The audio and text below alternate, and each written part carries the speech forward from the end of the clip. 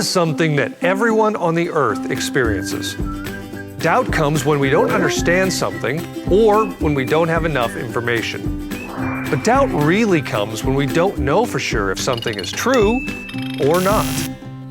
When you have doubt, you may ask questions like, "That sounds interesting, but is it true?" Or, "I don't know if that really happened. Can you prove it?" Or even, "I don't know what to believe. Can you help me?" It's okay to have doubt, but only if it leads to questions that seek the truth.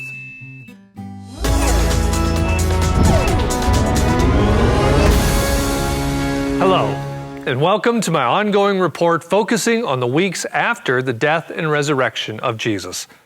Today's segment is about a very serious issue, a problem we all deal with at some point or another: doubt.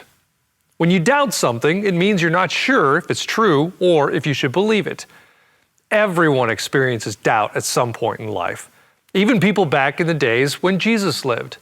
In fact, even Jesus' disciples dealt with doubt, which leads me to the story for today. The story can be found in the book of John, chapter 20, starting in verse 19. And it begins during a very difficult time in the life of the disciples. Their Lord and Master, Jesus, had been arrested and tried as a criminal. Then he was put on a cross to die. And finally, he was buried in a tomb. Now, 3 days later, some women had come from the tomb saying it was empty and that Jesus was alive. In fact, Mary Magdalene claimed that she had actually seen Jesus. Well, at this point, the disciples were very confused. They didn't know what to believe. They saw Jesus die with their own eyes, yet the women claimed he was alive. The disciples had to have their doubts about what the women were saying. Could they really believe it? Was it really true? Well, in the evening, all of the disciples gathered together in a room. Once they were there, they locked all the doors because they were afraid that the soldiers might come and kill them like they had killed Jesus. Well, while they were in the room, something incredible happened. Jesus suddenly appeared in the room. The disciples were amazed as Jesus spoke to them and showed them his wounds in his hands and his side to prove to them that he was Jesus, and that they weren't imagining things.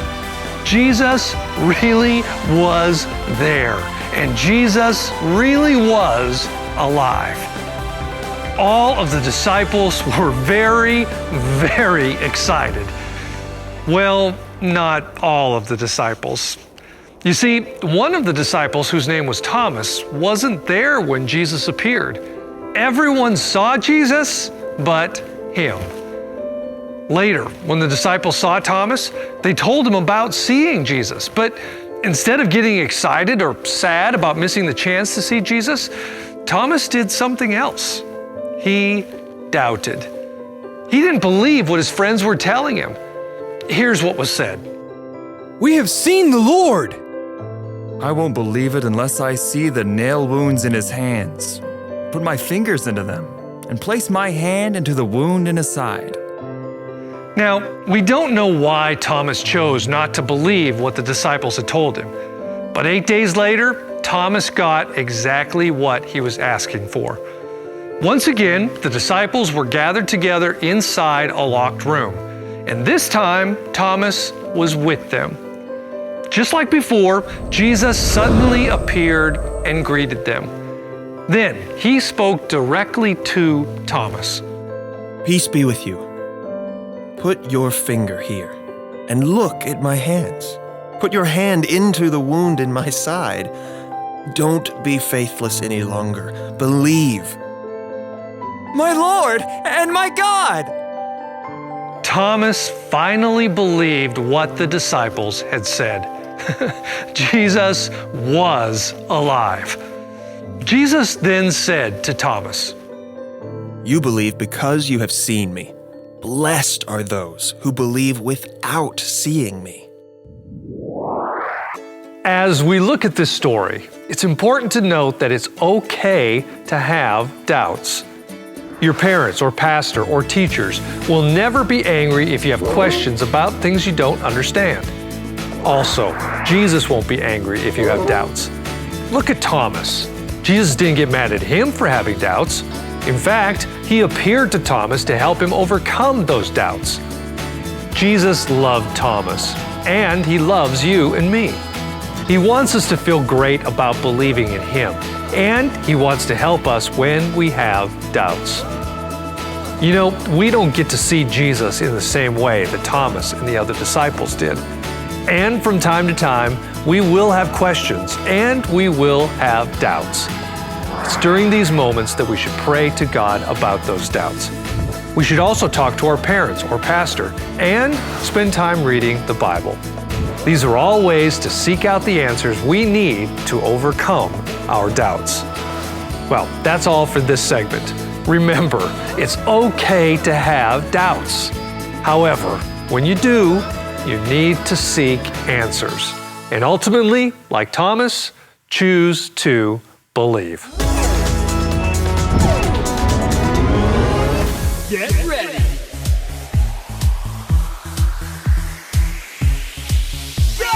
Jesus came to save us. We know there's power in his name. We owe it all to him who loved us. We owe it all to him who came. So jump up, hands in this bump, we win. So jump up, hands in this bump, we win.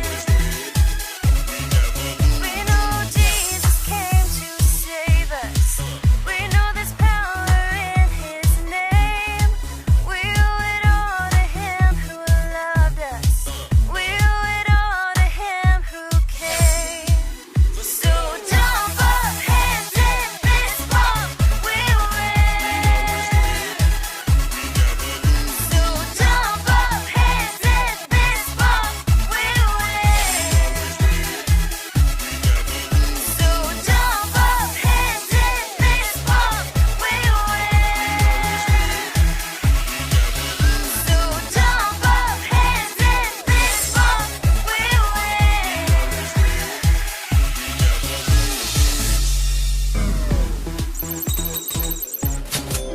You're watching Live 3 Kids.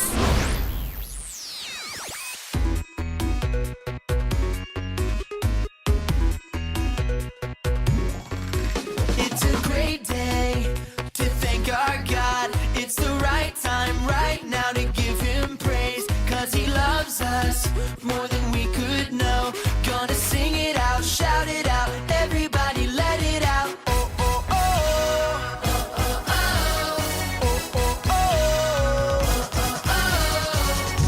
I just wanna jump, jump, jump to the sky. Gonna raise my hands and wave them side to side. Shout so loud so everyone can hear.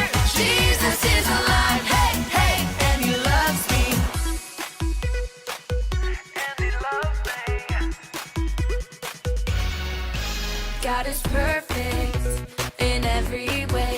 He is worthy of all our praise. He has given so much to us. We're gonna sing it out, shout it out. Everybody let it out. Oh, oh, oh. Oh, oh, oh. I just wanna jump, jump, jump to the sky. Gonna raise my hands and wave them side to side. Shout so loud so everyone can hear.